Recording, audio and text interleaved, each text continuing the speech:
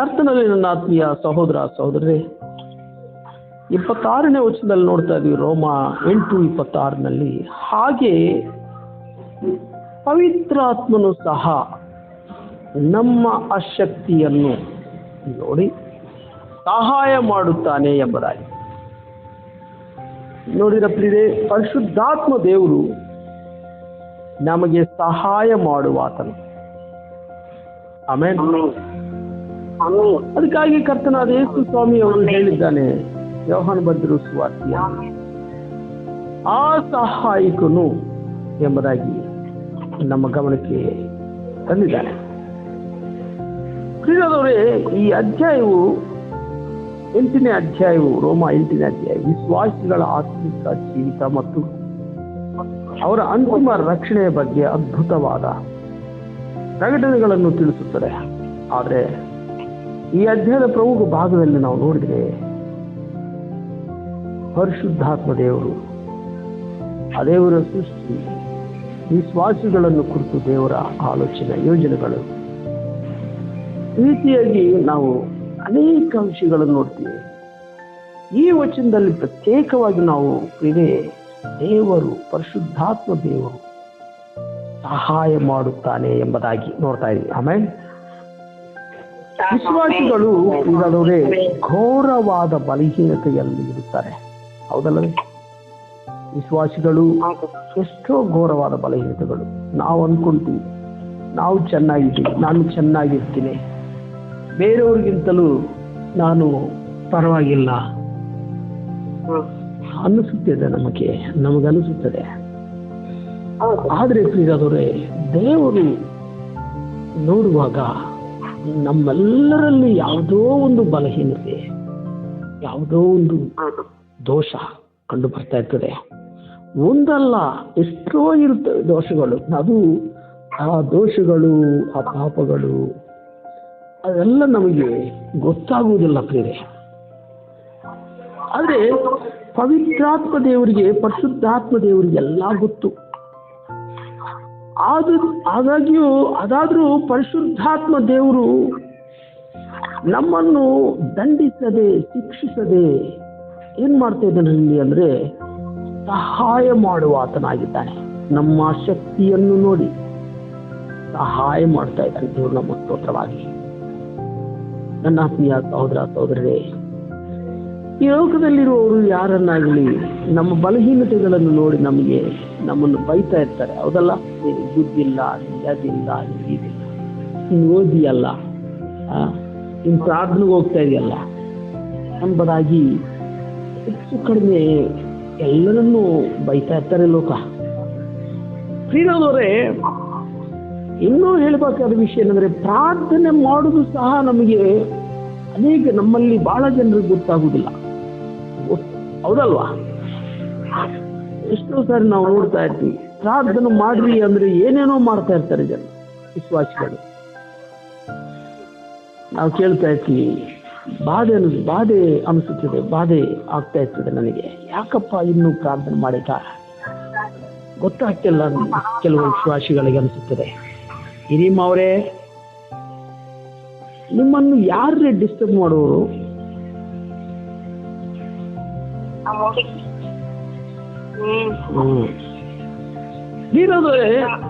ಪ್ರಾರ್ಥನೆ ಮಾಡುವುದು ಬಹಳ ಜನಗಳಿಗೆ ಗೊತ್ತಿಲ್ಲ, ನಿಜವಾಗಿ ಇರ್ತಾ ಇಲ್ಲ.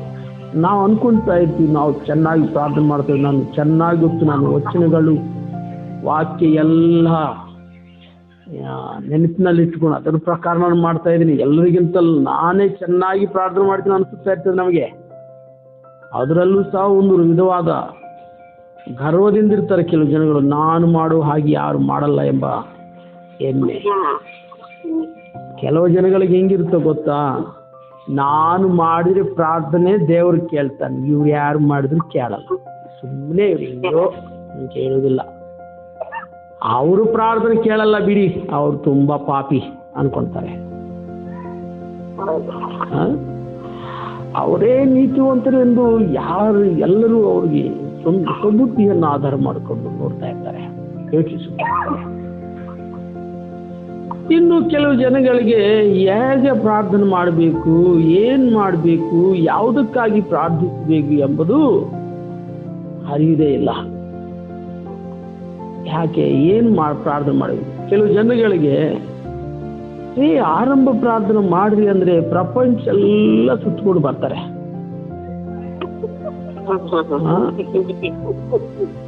ಎಲ್ಲ ಸುತ್ತಕೊಂಡು ಆದಿಕಾಂಡದಿಂದ ಪ್ರಕಟಣದ ತನಕ ಹೇಳಿ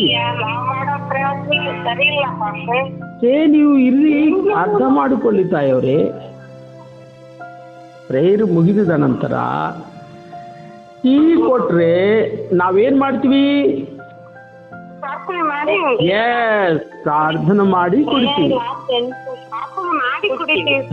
ಈಗ ಈ ಟೀಗೋಸ್ಕರ ನಾನು ಯಾರನ್ನಾದ್ರೂ ಒಬ್ಬರಿಗೆ ದಯವಿಟ್ಟು ಟೀಗೋಸ್ಕರವಾಗಿ ಪ್ರಾರ್ಥನೆ ಮಾಡ್ರಿ ಕುಟುಂಬಕ್ಕೋಸ್ಕರ ಅಂದ್ರೆ, ಈಗ ಅವರು ಆದಿಕಾಂಡದಿಂದ ಪ್ರಕಟಣೆಗಂದ ತನಕ ಏನ್ರಿ ಎಲ್ಲ ವಾಕ್ಯ ವಚನಗಳು ಹೇಳಿಕೊಂಡು ಪ್ರಾರ್ಥನೆ ಮಾಡಿ ಆಮೇಲೆ ಅಂದಾಗ ನೋಡಿದ್ರೆ ಎಲ್ಲ ಸಣ್ಣಾಗಿ ಬಿಡ್ತವೆ. ಅಂದ್ರೆ ಗಮನಿಸಬೇಕಾದ ವಿಷಯ ಏನಂದ್ರೆ, ಸಂದರ್ಭವನ್ನು ಪರಿಸ್ಥಿತಿಯನ್ನು ಎಲ್ಲ ನೋಡಿ ನಾವು ಪ್ರಾರ್ಥನೆ ಮಾಡ್ಬೇಕು. ಪ್ರಾರ್ಥನೆ ಮಾಡು ಏನ್ರಿ ಪಾಸ್ಟ್ರೇ ಮಾಡಬಾರ್ದು ಏನ್ರಿ? ಎಲ್ಲರಿಗೋಸ್ಕರ ಪ್ರಾರ್ಥನೆ ಮಾಡ್ಬೇಕಲ್ವ? ಹಾಸ್ಪಿಟ್ಲ್ಗಳಿಲ್ವ ರೋಗಿಗಳಿಂದ ಮೊದಲುಗೊಂಡು ಕೈದಿಗಳು, ನಮ್ಮೂರಿನಲ್ಲಿರುವ ಹುಡುಗರು ಸಹ ಅಂದ್ರೆ ಮಾಡ್ರಿ, ಬೇಡ ಅಂತ ಅಲ್ಲ. ಈಗ ಟೀಗೋಸ್ಕರ ಪ್ರಾರ್ಥನೆ ಮಾಡ್ರಿ ಅಂದ್ರೆ ಈಗೆಲ್ಲ ಮಾಡಿದ್ರೆ ಅದು ಒಂದು ಸಾರಿ ಹಿಂಗೆ ಆಯ್ತು. ಕೆಲವು ಪಾಸ್ಟರ್ಗಳು ಮೀಟಿಂಗ್ ನಡೆದಿದೆ ಒಂದು ದಿನ. ಒಬ್ಬ ಪಾಸ್ಟರ್ಗೆ ಹೇಳಿದ್ದಾರೆ, ಸೀನಿಯರ್ ಪಾಸ್ಟರ್ ಜೂನಿಯರ್ ಪಾಸ್ಟರ್ಗೆ, ಬ್ರದರ್ ನೀವು ಈ ಚಾಯ್ಗೋಸ್ಕರ ಪ್ರಾರ್ಥನೆ ಮಾಡ್ರಿ ಅಂದಾಗ ಅವರು ಪ್ರಾರ್ಥನೆ ಶುರು ಮಾಡಿಬಿಟ್ಟು ಜಾಸ್ತಿ ತುಂಬಾ, ಯಾಕಂದ್ರೆ ಎಲ್ಲರ ಮಧ್ಯದಲ್ಲಿ ಈಗ ನನಗೆ ಅವಕಾಶ ಸಿಕ್ಕಿದೆ ಅನ್ಕೊಂಡಿದ್ದಾರೆ ಏನೋ ಗೊತ್ತಿಲ್ಲ, ದೀರ್ಘವಾದ ಪ್ರಾರ್ಥನೆ ಮಾಡಿ ಆಮೇಲೆ ಅಂದಾಗ ನೋಡಿದ್ರೆ ಎಲ್ಲ ತಣ್ಣಗಾಯ್ತು. ಆಮೇಲೆ ಮನೆಯವ್ರನ್ನ ಕರೆದು, ಅಮ್ಮ ಇದೆಲ್ಲ ತಣ್ಣಗಾಯ್ತು, ಮತ್ತೆ ಇದು ಮಾಡ್ಕೊಂಡು ಬನ್ನಿ, ಬಿಸಿ ಮಾಡ್ಕೊಂಡು ಬಂದ್ರೆ ಅಂತಾರೆ. ಎಫೆಸಿಯದವರು ಬರೆದಿರೋ ಪತ್ರಿಕೆ 6ನೇ ಅಧ್ಯಾಯ 18ನೇ ವಚನ. ಭರಿತವಾಗಿ ಎಲ್ಲ ಸಮಯಗಳಲ್ಲಿ ಸಕಲ ವಿಧವಾದ ಪ್ರಾರ್ಥನೆಯಿಂದಲೂ ವಿಜ್ಞಾಪನೆಯಿಂದಲೂ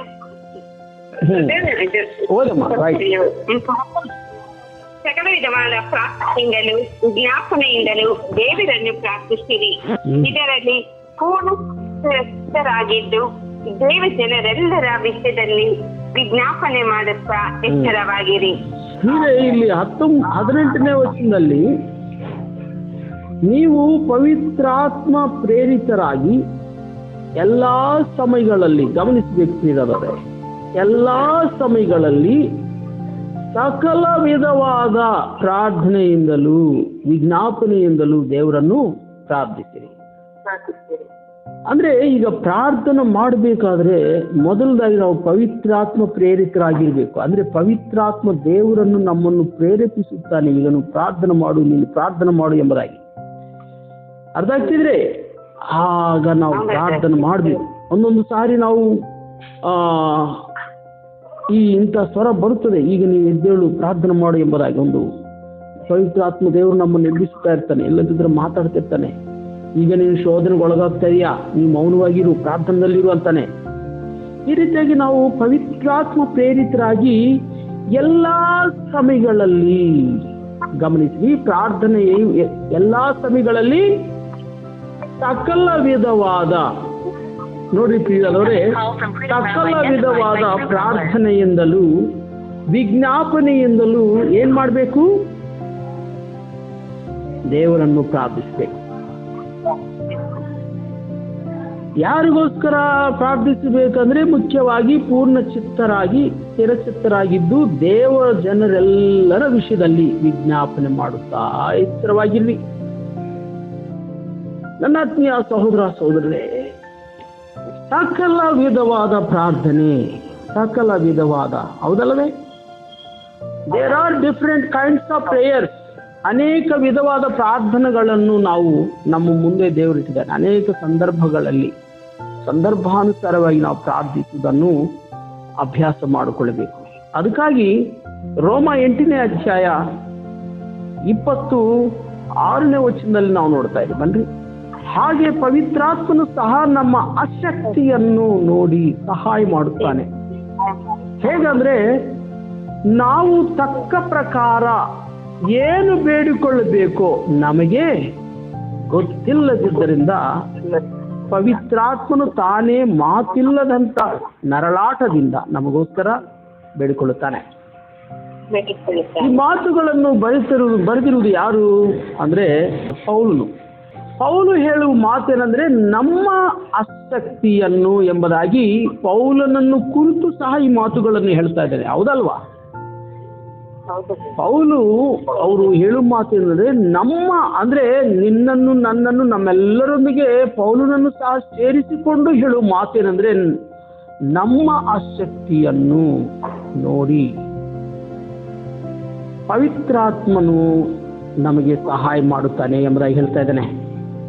ಅದು ಹೇಗ ಸಹಾಯ ಮಾಡ್ತಾನೆ ಅಂದ್ರೆ, ನಾವು ಅಂತ ಇದ್ದಾನೆ ಅಂದ್ರೆ ಪೌಲು ಅವರು ಸಹ ನಮ್ಮೊಂದಿಗೆ ಸೇರಿಸಿಕೊಂಡು ನಮ್ಮ ಜೊತೆಯಾಗಿ ನಮ್ಮ ಜೊತೆ ಇದ್ದು ಮಾತಾಡ್ತಿರೋ ಮಾತೇನೆಂದ್ರೆ, ನಾವು ತಕ್ಕ ಪ್ರಕಾರ ಏನು ಬೇಡಿಕೊಳ್ಳಬೇಕೋ ನಮಗೆ ಅಂದ್ರೆ ಪೌಲವರಿಗೂ ಸಹ ಗೊತ್ತಿಲ್ಲದ್ದರಿಂದ ಎಂಬುದಾಗಿ ಸ್ಪಷ್ಟವಾಗಿ ಪೌಲವರು ಸಹ ಒಪ್ಪಿಕೊಳ್ತಾ ಇದ್ದಾನೆ. ಏನೆಂಬುದಾಗಿ, ನನಗೆ ಸಹ ತಕ್ಕ ಪ್ರಕಾರ ಏನು ಬೇಡಿಕೊಳ್ಳಬೇಕೋ ಗೊತ್ತು ಇಲ್ಲದಿದ್ದರಿಂದ ಎಂಬುದಾಗಿ ಹೇಳ್ತಾ ಇದ್ದಾನೆ.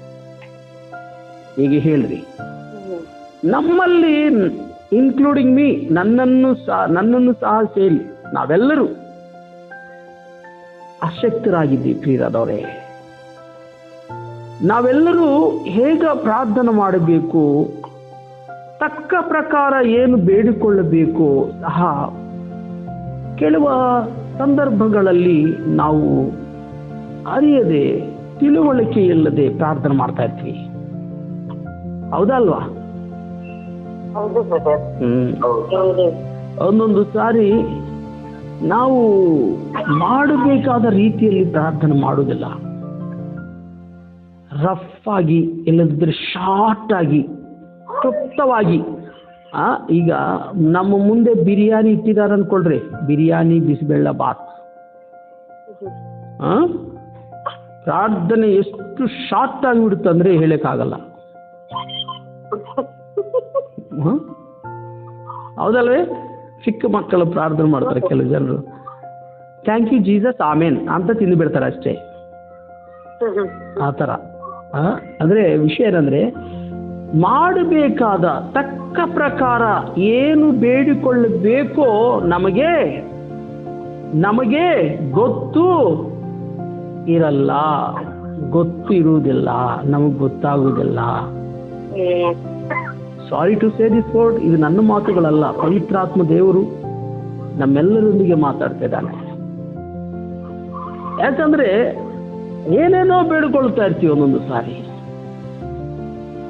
ಅದಕ್ಕಾಗಿ ದೇವರು ಹೇಳ್ತಾನೆ, ಯೇಸು ಸ್ವಾಮಿಯವರು ಆತನ ಶಿಷ್ಯರೊಂದಿಗೆ ಒಂದು ಮಾತು ಹೇಳ್ತಾನೆ.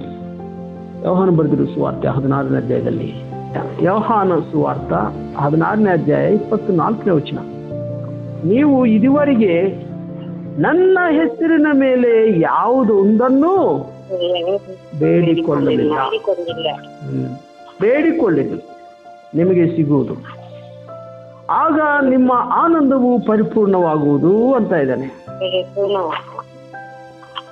ನೀವು ಇದುವರೆಗೆ ನನ್ನ ಹೆಸರಿನ ಮೇಲೆ ಯಾವುದು ಒಂದನ್ನು ಬೇಡಿಕೊಳ್ಳಲಿಲ್ಲ. ಇದು ತುಂಬಾ ಆಶ್ಚರ್ಯಕರವಾದ ಮಾತು. ಇದರ ಅರ್ಥ ಏನೋ ಗೊತ್ತಾ? ಆತನ ಶಿಷ್ಯರು ಪ್ರಾರ್ಥನೆ ಮಾಡ್ತಾ ಇದ್ದಾರೆ, ಆದ್ರೆ ಏನು ಪ್ರಾರ್ಥನೆ ಮಾಡಬೇಕು ಗೊತ್ತಿಲ್ಲ, ಹೆಂಗೆ ಮಾಡಬೇಕು ಗೊತ್ತಿಲ್ಲ, ಯಾವುದು ಬೇಡಿಕೊಳ್ಳಬೇಕು ಗೊತ್ತಿಲ್ಲ. ಅದು ಸಹ ಯೇಸುವಿನ ನಾಮದಲ್ಲಿ ಬೇಡಿಕೊಳ್ಳಬೇಕೆಂಬ ವಿಷಯವೂ ಸಹ ಅವರು ಅರಿಯದೇ ಇರುವುದರಿಂದ ಮಾಡಿರುವ ಪ್ರಾರ್ಥನೆ, ಎಲ್ಲ ಪ್ರಾರ್ಥನೆಗಳು ವ್ಯರ್ಥವಾಯಿತು. ಅರಿದ್ರಿ? ಕೆಲವು ಜನಗಳು ಪ್ರಾರ್ಥನೆ ಚೆನ್ನಾಗಿ ಮಾಡ್ತಾರೆ, ಅಂದ್ರೆ ದೀರ್ಘವಾದ ಪ್ರಾರ್ಥನೆ ಮಾಡಿ ಆಮೇಲೆ ಕೊನೆಯದಾಗಿ ಯೇಸುವಿನ ನಾಮದಲ್ಲಿ ಪ್ರಾರ್ಥಿಸುತ್ತಾ ಇದ್ರಿ ಎಂಬುದಾಗಿ ಹೇಳುವುದಿಲ್ಲ, ಅದು ಮರ್ತು ಬಿಡ್ತಾರೆ.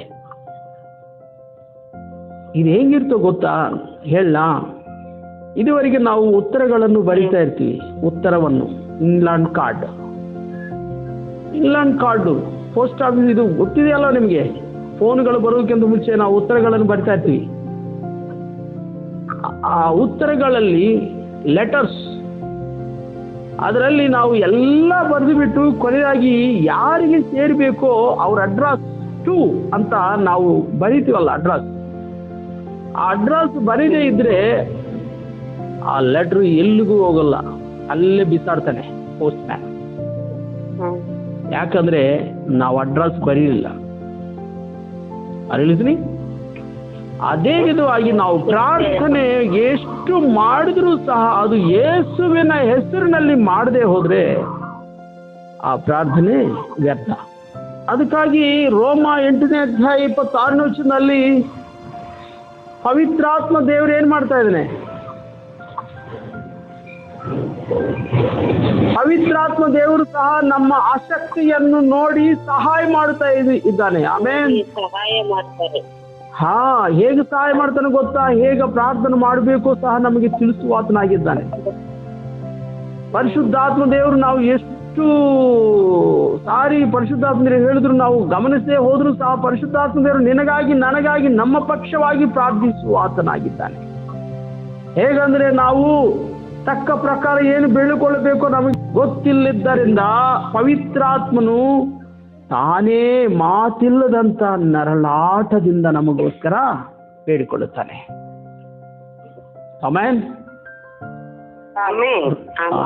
ಹಿಬ್ರೂ ಚಾಪ್ಟರ್ 7, ಹೆಬ್ರಿದವರು ಬರೆದಿರುವ ಪತ್ರಿಕೆ 7ನೇ ಅಧ್ಯಾಯ 25ನೇ ವಚನ. ಹಿಬ್ರೂ ಚಾಪ್ಟರ್ 7 ವರ್ಸ್ 25. ಹೋದ್ರಿ?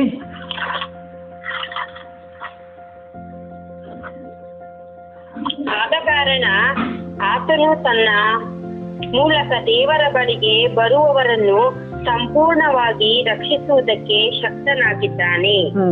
ಅವರಿಗೋಸ್ಕರ ವಿಜ್ಞಾಪನೆ ಮಾಡುವುದಕ್ಕೆ ಯಾವಾಗಲೂ ಬದುಕುವವನಾಗಿದ್ದಾನೆ. ನಮಗೋಸ್ಕರ ವಿಜ್ಞಾಪನೆ ಮಾಡುವುದಕ್ಕಾಗಿ ಬದುಕುವವನಾಗಿದ್ದಾನೆ. ಯಾರು?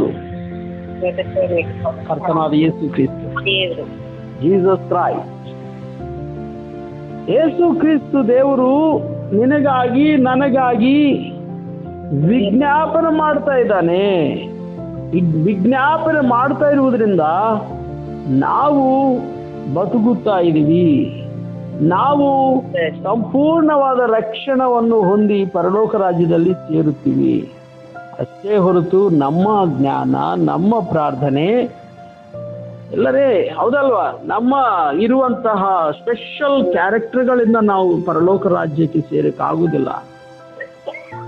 ದೇವರೇ ನಮಗೆ ಸಹಾಯ ಮಾಡುವ ಆತನಾಗಿದ್ದಾನೆ.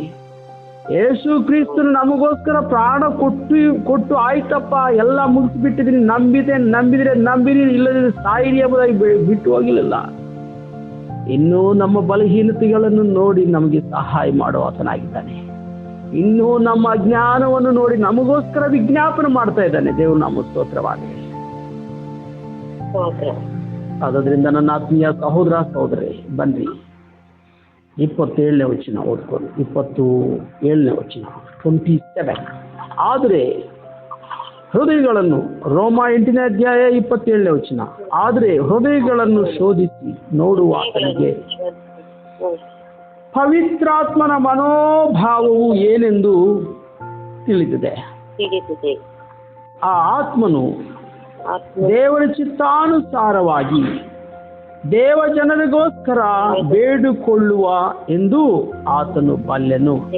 ದೇವರು ನಮ್ಮ ಸ್ತೋತ್ರ. ಪ್ರಿಯರದವರೇ, ಇದು ನಾವು ಗ್ರಹಿಸಿಕೊಳ್ಳಬೇಕಾದ ವಿಷಯ ಏನಂದ್ರೆ, ನಮಗೋಸ್ಕರ ಪವಿತ್ರಾತ್ಮ ದೇವರ ಚಿತ್ತಾನುಸಾರವಾಗಿ ನಮ್ಮೆಲ್ಲರಿಗೋಸ್ಕರ ಬೇಡಿಕೊಳ್ಳುವವನಾಗಿದ್ದಾನೆ. ಆಮೇನ್. Amen amen. ಈಗ ನಾವು ಹೆಬ್ರಿ 7:25 ವಚನದಲ್ಲಿ ನೋಡಿದಿವಲ್ಲ, ಕ್ರಿಸ್ತ ಯೇಸುವರು ಸಹ ನಮ್ಮೆಲ್ಲರಿಗೋಸ್ಕರ ಪೂರ್ಣ ರಕ್ಷಣೆಯನ್ನು ಕೊಡುವುದಕ್ಕೋಸ್ಕರ ನಮಗಾಗಿ ವಿಜ್ಞಾಪನೆ ಮಾಡ್ತಾ ಇದ್ದಾನೆ. ನಮಗೆ ಹೇಗೆ ಪ್ರಾರ್ಥನೆ ಮಾಡಬೇಕು, ಏನೋ ಮಾಡ್ತಾ ಇದೀವಿ ಪ್ರಾರ್ಥನೆ, ಆದರೂ ಅದು ದೇವರ ಕೃಪೆಯಿಂದಲೇ, ದೇವರ ಪ್ರೀತಿಯಿಂದ ದೇವರು ನಮ್ಮನ್ನು ಅಂಗೀಕರಿಸುತ್ತಾ ಇದ್ದಾನೆ. ನಮ್ಮ ಪ್ರಾರ್ಥನೆಗಳು ಸರಿ ಮಾಡ್ತಾ ಇದ್ದಾನೆ, ಅರ್ಥ ಮಾಡಿಕೊಳ್ತಾ ಇದ್ದಾನೆ, ಕ್ಷಮಿಸುತ್ತಾ ಇದ್ದಾನೆ. ಏನು ಬೇಡಿಕೊಂಡ್ರೂ ಸಹ ದೇವರು ತಕ್ಕ ಕಾಲದಲ್ಲಿ ಆತನ ಚಿತ್ತ ಪ್ರಕಾರ ನಮಗೆ ಸಹಾಯ ಮಾಡುತ್ತಾ ಗಮನಿಸಬೇಕು, ನಮಗೆ ಸಹಾಯಕನಾಗಿದ್ದಾನೆ. ಆಮೇನ್. ಆದ್ದರಿಂದ ಪ್ರಿಯರೇ, ನಮ್ಮ ಜೀವಮಾನದಲ್ಲೆಲ್ಲ ದೇವರಿಗೆ ಕೃತಜ್ಞರಾಗಿ ಜೀವಿಸುವುದನ್ನು ನಾವು ಅಭ್ಯಾಸ ಮಾಡಿಕೊಳ್ಳಬೇಕು. ಎರಡನೇದು ಬಂದು ಹೇಗೆ ಪ್ರಾರ್ಥನೆ ಮಾಡಬೇಕು ನಾವು ತಿಳ್ಕೊಳ್ಬೇಕು. ಸಕಲ ವಿಧವಾದ ಪ್ರಾರ್ಥನೆಗಳು ಆಯಾ ಸಮಯಗಳಲ್ಲಿ ಯಾವ ರೀತಿಯಾಗಿ ಮಾಡಬೇಕು, ಇದೆಲ್ಲ ನಾವು ಅಭ್ಯಾಸ ಮಾಡಿಕೊಳ್ಳಬೇಕು. ಪ್ರಿಯರೇ, ಎಷ್ಟು ಸಾಲದೆ ನಾವು ಯೇಸುವಿನ ನಾಮದಲ್ಲಿ ಆರಾಧನೆಯಾಗಲಿ ಪ್ರಾರ್ಥನೆಯಾಗಲಿ ಯೇಸುವಿನ ನಾಮದಲ್ಲಿ ಮಾತ್ರ ನಾವು ಮಾಡಬೇಕು. ಎಂದಿಗೂ ಮರಿಬೇಡ. ಸೈತಾನನೊಂದೊಂದು ಸಾರಿ ನಮ್ಮನ್ನು ಎಲ್ಲ ಪ್ರಾರ್ಥನೆ ಮಾಡುವಂತೆ ಸಹಾಯ ಬಿಡ್ತಾನೆ. ಆದರೆ ಕೊನೆಯದಾಗಿ ಯೇಸುವಿನ ನಾಮದಲ್ಲಿ ಎಂಬುದಾಗಿ ಹೇಳುವುದಕ್ಕೆ ಬಿಡಲ್ಲ, ನೆನಪಿಗೆ ತರುವುದಿಲ್ಲ, ನಮ್ಮನ್ನು ಮೋಸ ಮಾಡುತ್ತಾನೆ. ಅದಕ್ಕಾಗಿ ನಾನು ಹಿರಿಯಮ್ಮವರು ಅನೇಕ ಸಾರಿ ಪ್ರಾರ್ಥನೆ ಮಾಡುವಾಗ ಅವರು ಈ ವಿಷಯವನ್ನು ಮರ್ತೋಗ್ತಾ ಇರ್ತಾರೆ ಪಾಪ. ಹಂಗಾಗಿ ನಾನು ನೆನಪು ಮಾಡ್ತಾ ಇರ್ತೀನಿ. ನನ್ನ ಆತ್ಮೀಯ ಸಹೋದರ ಸಹೋದರರೇ, ನಾವು ಯೇಸುವಿನ ನಾಮದಲ್ಲಿ ಏನೇನು ಬೇಡಿಕೊಂಡ್ರು ಅದು ದೇವರ ಚಿತ್ತಾನುಸಾರವಾಗಿ ದೇವರು ನಮಗೆ ತಕ್ಕ ಕಾಲದಲ್ಲಿ ಸಹಾಯ ಮಾಡುವ ಆತನಾಗಿದ್ದಾನೆ. ಇನ್ನೊಂದು ವಾಕ್ಯವನ್ನು ನೋಡ್ಕೊಂಡು ನಾವು ಪ್ರಾರ್ಥನೆ ಮಾಡ್ಕೊಳ್ಳೋಣ ಬನ್ನಿ. ಮತ್ತೆ ಬರೆದಿರುವ ಸುವಾರ್ತೆ 21ನೇ ಅಧ್ಯಾಯ 22ನೇ ವಚನ. Gospel according to Matthew chapter 21 verse 22.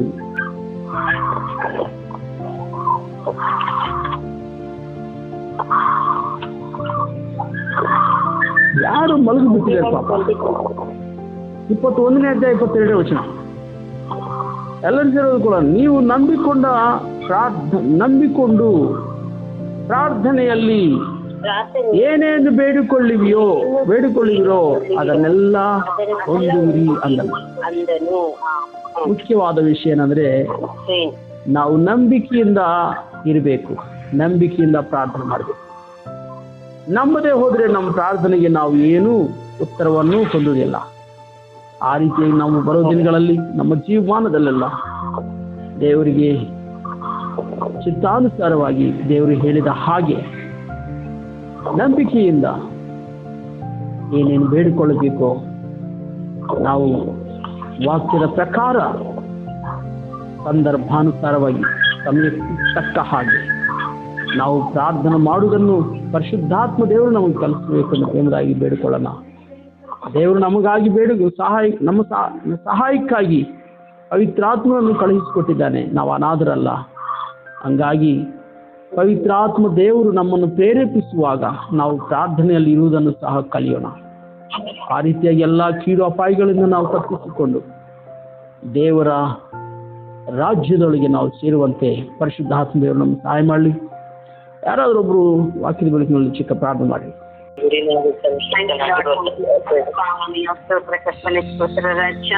ದೇವಾದಿ ದೇವನೇ, ಈ ಸುಂದರವಾದ ಈ ರಾತ್ರಿ ವೇಳೆಯಲ್ಲಿ ಅಪ್ಪ ನಿನ್ನ ಸನ್ನಿಧಾನದಲ್ಲಿ ಕೂಡಿ ಬಂದಿರೋ ಪ್ರತಿಯೊಬ್ಬರನ್ನ ಸ್ವಾಮಿ ನಿನ್ನದೇ ಸ್ವಾಮಿ ಐಕ್ಯತೆ ಅನ್ಯೋನ್ಯತೆಯಲ್ಲಿ ಜೀವಿಸಿ ಒಂದೇ ಮನಸ್ಸುಳ್ಳವರಾಗಿ ವಾಕ್ಯವನ್ನ ಕೇಳುವವರಾಗುವಂತೆ ಸ್ವಾಮಿ ನಡೆಯಬೇಕಾದ ಮಾರ್ಗವನ್ನು ತಿಳಿಸಿದಂತ ನನ್ನ ದೇವನೇ, ಅಯ್ಯೋ ನಿನಗೆ ಸ್ತೋತ್ರ ಅಪ್ಪ. ನನ್ನ ಬಲಹೀನತೆಯಲ್ಲಿ ಬಲವನ್ನು ಕೊಟ್ಟು ಎಲ್ಲೆಲ್ಲಿ ಬಿದ್ದು ಹೋಗಿದ್ದೇನೆ ಅಲ್ಲೆಲ್ಲ ಸರಿಪಡಿಸಿದಂತ ನನ್ನ ದೇವನೇ ನಿನಗೆ ಸ್ತೋತ್ರ ಅಪ್ಪ. ಬಾಧೆಯಲ್ಲಿದ್ದಾಗ ಬಲವನ್ನು ಕೊಟ್ಟು ನಡೆಸಿದಂತ ದೇವನೇ ಸ್ವಾಮಿ ಅಪ್ಪ. ಸಂಧ್ಯಾದ ದೇವನೇ, ನನ್ನ ನನ್ನನ್ನೇ ನಾನು ಬುದ್ಧಿವಂತಳೆಂದು ತಿಳಿದು ಅಹಂಕಾರ ಪಡುವಂತ ನಮ್ಮನ್ನ ಸ್ವಾಮಿ ಅಯ್ಯ ನೀನು ಮನಸ್ಸು ಕರ್ತಾಗಿ ಪ್ರಾರ್ಥನೆ ಅಜ್ಞಾನಿಯಾಗಿ ನಾನು ಪ್ರಾರ್ಥನೆ ಮಾಡದೆ ಹೇಳಿದ್ದನ್ನು ಮತ್ತೆ ಕಪಟಿಗಳ ಹಾಕಿ ನಾನು ಹೇಳದಂತೆ ಸ್ವಾಮಿ ನನ್ನ ಮನೋನ್ನೇತ್ರವನ್ನ ತೆರೆದಂತ ನಮ್ಮ ದೇವಾದಿ ದೇವನೇ ಅಯ್ಯ ನಿಮ್ಗೆ ಸ್ತೋತ್ರ ಅಪ್ಪ ಸ್ತೋತ್ರ ಕರ್ತಾಗಿ ಕರ್ತನು. ಯಾಕೆಂದರೆ ನೀವು ಹೇಳತಕ್ಕದನ್ನು ಪವಿತ್ರಾತ್ಮನ ಈ ಗಳಿಗೆಯಲ್ಲೇ ನಿಮಗೆ ಕಲಿಸಿಕೊಡುವನು ಎಂಬುದರ ಮೇಲೆಗೆ ಇಟ್ಟಿನ ಸ್ವಾಮಿ ನನ್ನ ಪರಿಶುದ್ಧಾತ್ಮನೇ ಕಲಿಸಿಕೊಂಡ ಭಕ್ತಕ್ಕಾಗಿ ಪ್ರಾರ್ಥನೆಗಾಗಿ ಸ್ತೋತ್ರ ಅಪ್ಪ. ಮಾತನಾಡುವವರು ನೀವಲ್ಲ ಎಂಬುದಾಗಿ ಹೇಳಿದ್ಯ ರಾಜ್ಯ ಅಪ್ಪ. ನಿಮ್ಮ ತಂದೆಯ ಆತ್ಮನೇ ನಿಮ್ಮ ಮುಖಾಂತರವಾಗಿ ಮಾತನಾಡುವನು ಎಂಬುದರ ಮೇರೆಗೆ ನಿಮ್ಮ ಪ್ರೀತಿ ಸೇವಕರೊಟ್ಟಿಗೆ ಅರ್ಥಗರ್ಭಿತವಾಗಿ ಕೊಟ್ಟಂತ ನಮ್ಮ ದೇವನು ನಿನಗೆ ಸ್ತೋತ್ರ ಅಪ್ಪ. ಆದರೆ ಸಹಾಯಕನು ಅಂದರೆ ನನ್ನ ಹೆಸರಿನಲ್ಲಿ ಪಡಿಸಿಕೊಡುವ ಪವಿತ್ರಾತ್ಮನೆ ಎಂಬುದನ್ನು ಹೇಳಿದ್ದೆ ಸ್ವಾಮಿ ಅಪ್ಪ. ನಮಗೆ ಎಲ್ಲವನ್ನ ಉಪದೇಶಿಸಿದಂತ ನನ್ನ ದೇವರು ಅಪ್ಪ. ನೀನು ಹೇಳಿದ ಮೇರೆಗೆ ಸ್ವಾಮಿ ಅಪ್ಪ ನಿನ್ನ ವಾಕ್ಯಗಳನ್ನು ನೆನೆಸಿಕೊಂಡು ಹೊಂದಿಕೊಂಡು ಅದರಂತೆ ನಡೆಯುವಂತೆ ಕೃಪೆ ನೀಡು ಸ್ವಾಮಿ. ಹೇಗೆ ಮಾತನಾಡಬೇಕೆಂದು ಹೇಳಿದಂತ ನನ್ನ ದೇವನ ಸ್ವಾಮಿ ಯೇಸಪ್ಪ. ನನ್ನ ದೇವರ ಪ್ರಾಣವುಳಾಗ್ತದೆ ಕೆಳಗೆ ನನ್ನನ್ನು ನಾನು ತಗ್ಗಿಸಿಕೊಳ್ಳುತ್ತೇನೆ ಸ್ವಾಮಿ ಅಪ್ಪ. ನನ್ನಿಂದಲೂ ಎಲ್ಲವೂ ಎಂಬುದಾಗಿ ಅಹಂಕಾರ ಪಡುವಂತ ನನ್ನನ್ನು ಮನಸ್ಸು ಸಾಧಿಸುತ್ತದೆ ಅಪ್ಪ. ತಕ್ಕ ಕಾಲದಲ್ಲಿ ನಿಮ್ಮನ್ನ ಮೇಲೆ ತರುವೆನು ಎಂಬುದರ ಮೇರೆಗೆ ಅಪ್ಪ ನೀವು ಈ ವಾಕ್ಯವನ್ನ ಕೊಟ್ಟು ಅಪ್ಪ ನನ್ನನ್ನು ಮೇಲಕ್ಕೆ ತಂದಂತ ದೇವನ ನಮ್ಮನ್ನು ಸ್ವಾಮಿ ಅಯ್ಯಾನೊಂದು ಸ್ತೋತ್ರ ವಂದನೆ ಸಲ್ಲಿಸುತ್ತೇನೆ ರಾಜ್ಯ. ಪವಿತ್ರಾತ್ಮನು ಅಪ್ಪ ಎಷ್ಟು ರಾಜನೇ ನಮ್ಮ ಆಸಕ್ತಿಯನ್ನ ನೋಡಿ ಸಹಾಯ ಮಾಡುವಾತನು ನೀನು ಸ್ವಾಮಿ. ಶರೀರ ಭಾವವನ್ನು ಅನುಸರಿಸಿ ಬದುಕಿದರೆ ಸಾಯುವುದು ನಿಶ್ಚಯ ಎಂಬುದರ ಮೇರೆಗೆ ರಾಜ್ಯ. ಈ ಪವಿತ್ರಾತ್ಮನಿಂದ ದೇಹದ ದುರಭ್ಯಾಸಗಳನ್ನು ನಾಶ ಮಾಡುವುದಾದರೆ ಜೀವಿಸಿದೆ ಎಂಬುದರ ಮೇರೆಗೆ ಸ್ವಾಮಿ ಅಪ್ಪ. ಇಂದಿನ ದಿನಮಾನದಲ್ಲಿ ರೋಮ 8:13 ಹೇಳುವ ಪ್ರಕಾರ ತಪ್ಪಾಗಿ ಕಲ್ಪನೆ ಪರಿಶುದ್ಧಾತ್ಮನ ಶರೀರ ಭಾವಗಳ ಮೇಲೆ ಭಾವದವಗಳ ಮೇಲೆ ಮನಸ್ಸಿರುವುದು ಮರಣ, ಪವಿತ್ರಾತ್ಮನಗಳ ಮೇಲೆ ಮನಸ್ಸಿರುವುದು ನಮಗೆ ಜೀವವನ್ನು ಕೊಟ್ಟಿದ್ದೀಯ ರಾಜಾದಿ ರಾಜರೇ. ನಮ್ಮನ್ನು ತಿದ್ದು ಕೀಳಿದಂತ ನನ್ನ ದೇಹಕ್ಕೆ ದೇವನೇ ಸ್ತೋತ್ರ. ಬಲಹೀನತೆಯನ್ನು ನೋಡಿ ಪರಿಶುದ್ಧಾತ್ಮನೇ ನೀನು ಬಲಪಡಿಸಿದ್ದೀಯ ರಾಜ್ಯ. ಆತ್ಮಬಲ ಹೊಂದಿದೆ ಸ್ವಾಮಿ. ಶರೀರ ಬಲಹೀನತೆಯಲ್ಲಿ ಇದೆ ಸ್ವಾಮಿ. ಶರೀರಕ್ಕೆ ಬಲಹೀನತೆ ಬಲ ಸಾಲದ ಕರ್ತಾದೆ ಕರ್ತನೆ. ನೀನು ಬಲವನ್ನ ಕೊಡಿಸಲಾಗುತ್ತಿದ್ದಂತ ನನ್ನ ದೇವನು ಸ್ವಾಮಿ. ನನ್ನ ಆತ್ಮದಿಂದ ತುಂಬಿಸಿದಂತ ದೇವನೇ. ಕ್ರಿಸ್ತನಿಂದ ನಡೆಯಲ್ಪಟ್ಟವರು ಕ್ರೈಸ್ತರು ಎಂಬುದ ಮೇರೆಗೆ ನಮ್ಮನ್ನು ನಡೆಸಿದಂತ ಎಷ್ಟು ರಾಜನೇ ಸ್ತೋತ್ರವನ್ನೇ ಸಲ್ಲಿಸುತ್ತೇನೆ ರಾಜ. ಯಾವುದೇ ಪರಿಸ್ಥಿತಿಯಲ್ಲೂ ಕೈ ಬಿಡದೆ ಸ್ವಾಮಿ ಲೋಕದಲ್ಲಿ ಬಿದ್ದು ಹೋಗದಂತೆ ಸ್ವಾಮಿ ಅಪ್ಪ. ಒಂದು ಸಿದ್ಧಪಡಿಕೆ ಅಂತ ಒಂದೇ ಪುರುಷನ್ನು ನಡೆಸಿರ್ತಕ್ಕ ಸಭೆಯಾಗಿ ನಮ್ಮನ್ನು ನಾವು ಕಾಣಲ್ಪಡುವಂತೆ ಪಡುವಂತೆ ಸ್ವಾಮಿ ನಮ್ಮನ್ನು ನಡೆಸಿದಂತ ದೇವನೇ ಅಯ್ಯ ನನಗೆ ಸ್ತೋತ್ರವಂದನೆ ಸಲ್ಲಿಸುತ್ತೇನೆ ಸ್ವಾಮಿ. ಕಣ್ಣಿನಾದ ದೇವನೇ ಹೇಗೆ ಮಾತನಾಡಬೇಕು, ಹೇಗೆ ಪ್ರಾರ್ಥಿಸಬೇಕು, ಯಾಕೆ ಪ್ರಾರ್ಥಿಸಬೇಕು ಎಂಬುದರ ಮೇರೆಗೆ ನಮಗೆ ತಿಳಿಸಿಕೊಟ್ಟಂತ ದೇವನ ಸ್ವಾಮಿ. ಅವರಿಗೆ ಕುರಿತಾಗಿ ಕರ್ತನೆ ಬುದ್ಧಿಹೀನರಾಗಿ ಅವಿವೇಕಿಗಳಾಗಿ ಅಜ್ಞಾನಿಯಾಗಿ ನಾನು ಪ್ರಾರ್ಥಿಸಿದ್ದೇನೆ ಸ್ವಾಮಿ. ಮನಸ್ಸು ಕರ್ತಾದೆ ಕರ್ತನೆ ಅಪ್ಪ. ಯಾವುದಕ್ಕಾಗಿ ಪ್ರಾರ್ಥಿಸಬೇಕೆಂದು ಸ್ಪಷ್ಟವಾಗಿ ತಿಳಿಸಿದಂತ ನನ್ನ ದೇವನೇ ಪರಿಶುದ್ಧಾತ್ಮನೆ ನನ್ನೊಳಗೆ ಮಾತನಾಡುವಂತ ದೇವನೇ ಅಪ್ಪ. ನನಗಾಗಿ ನಾವು ಯಾಕವನ್ನ ಸ್ವಾಮಿ ನೀನು ಅನುಭವಿಸಿ ಸ್ವಾಮಿ ನಮಗಾಗಿ ಪ್ರಾರ್ಥಿಸಿದಂತ ನನ್ನ ದೇವನು ಅಯ್ಯ ನಿನಗೆ ಕೋಟಿ ಸ್ತೋತ್ರವನ್ನು ಸಲ್ಲಿಸುತ್ತೇನೆ ಅಪ್ಪ. ನನ್ನ ಕಿವಿಗಳು ಚಲಿಯಲ್ಪಡುವಂತೆ ಸ್ವಾಮಿ ವೇದ ವಾಕ್ಯ ಆಲಿಸಿಕೊಂಡ ಸ್ವಾಮಿ ಅದನ್ನು ಹೋಗಿ ಅದರಂತೆ ನನ್ನ ಹೃದಯಗಳು ಚಲಿಯಲ್ಪಟ್ಟ ದೇವನ ನಮ್ಮ ಬಲಹೀನತೆಯಲ್ಲಿ ನಿಮ್ಮ ಬಲವು ಪೂರ್ಣ ಸಾರ್ಥಕವಾಗಿದೆ ಸ್ವಾಮಿ ಅಪ್ಪ. ಯೇಸುವೇ ನಮ್ಮ ಮರುರೂಪವನ್ನು ಸ್ವಾಮಿ ಅಭಿವೃದ್ಧಿಸುವಂತೆ ದೇವ ಈ ರಾತ್ರಿ ವೇಳೆಯಲ್ಲಿ ಜನರೊಟ್ಟಿಗೆ ಪರಿಶುದ್ಧಾತ್ಮನೆ ನೀನು ಮಾತನಾಡಿದಂತ ದೇವನೇ ಒಂದೇ ಮನಸ್ಸುಳ್ಳವರಾಗಿ ಸ್ವಾಮಿ ಈ ವಾಕ್ಯದ ಮೇಲೆ ಅಪ್ಪ ದೇವನೆಯನ್ನು ನಾವು ಕಾದುಕೊಂಡು ಮಾತ್ರವುಳ್ಳ ಕರಗಳಲ್ಲಿ ಸ್ವಾಮಿ ಅಪ್ಪ ನಮ್ಮನ್ನೇ ನಾವು ಸಮರ್ಪಿಸಿಕೊಳ್ಳುತ್ತೇವೆ ಸ್ವಾಮಿ. ಕೋಟಿ ಸ್ತೋತ್ರ ಸ್ವಾಮಿ. 7 ಭಾಗ ಸ್ವಾಮಿ ನನ್ನನ್ನು ನಾನು ಸರಿಪಡಿಸಿಕೊಳ್ಳುವಂತ ಕೃಪೆ ನೀಡಿದಂತ ನನ್ನ ದೇವನೇ ನನಗೆ ಏನು ಅಗತ್ಯವಿದೆ ಅದನ್ನೇ ಕೊಟ್ಟಿದೆಯಲ್ಲ ಬಯಸಪ್ಪ. ನಿಮಗೆ ಸ್ತೋತ್ರ ಸ್ತೋತ್ರ ಸ್ವಾಮಿ. ನೀನು ಜೀವ ಉಳ್ಳ ದೇವನೇ ಸ್ವಾಮಿ. ಒಬ್ಬೊಬ್ಬರ ಹೃದಯವನ್ನ ಕಲ್ಲಾತನ್ನು ಸ್ವಾಮಿ ಅಯ್ಯ ನಿನಗೆ ಕೋಟಿ ಸ್ತೋತ್ರವಂದನ್ನು ಸಲ್ಲಿಸುತ್ತಾ ಬಂದಿರುವಂತ ಪ್ರತಿಯೊಬ್ಬರನ್ನ ನೀನು ಆಶೀರ್ವದಿಸು ಅರಸು ಸ್ವಾಮಿ ಏಸಪ್ಪ. ಈ ವಾಕ್ಯ ಸ್ವಾಮಿ ಅಪ್ಪ ನಡೆಯುವ ಸ್ವಾಮಿ ಏಸಪ್ಪ ಕ್ರಿಯೆಗಳಲ್ಲಿ ನಡೆಯುವಂತ ನಡೆದಂತೆ ನಾವು ನಡೆಸಬೇಕು ಪರಿಶುದ್ಧಾತ್ಮನೇ ನಾನು ಮೊರೆ ಇಡುತ್ತೇನೆ ಸ್ವಾಮಿ ರಾಜ. ಬೇಡಿಕೊಳ್ಳುವುದು ನಿಮಗೆ ಸಿಗುವುದು ಎಂಬುದರ ಮೇರೆಗೆ ಸ್ವಾಮಿ ಆ ಫಲಗಳನ್ನ ನಾನು ಅನುಭವಿಸುವಂತೆ ಕೃಪೆ ನೀಡಬೇಕಾಗಿ ನಾನು ಪ್ರಾರ್ಥಿಸುತ್ತೇನೆ ರಾಜ. ನಿನ್ನ ನಾಮದಲ್ಲಿ ಏನೇ ಬೇಡಿಕೊಂಡರು ಅದು ಸಿಗುತ್ತದೆ, ಕೊಡುತ್ತೇನೆ ಎಂಬುದರ ಮೇರೆಗೆ ಸ್ವಾಮಿ ಪರಿಪೂರ್ಣ ಆಗುವಂತೆ ಸ್ವಾಮಿ ನೀನು ಕೃಪೆ ನೀಡಬೇಕಾಗಿ ಈ ಸಮಯದಲ್ಲಿ ಪ್ರಾರ್ಥಿಸುತ್ತೇನೆ ರಾಜ. ಪಕ್ಷವಾಗಿ ಪ್ರಾರ್ಥಿಸುವ ಪರಿಶುದ್ಧಾತ್ಮನು ನಿಮಗೆ ಕೋಟಿ ವಂದನೆ ಸಲ್ಲಿಸುತ್ತೇನೆ ಸ್ವಾಮಿ.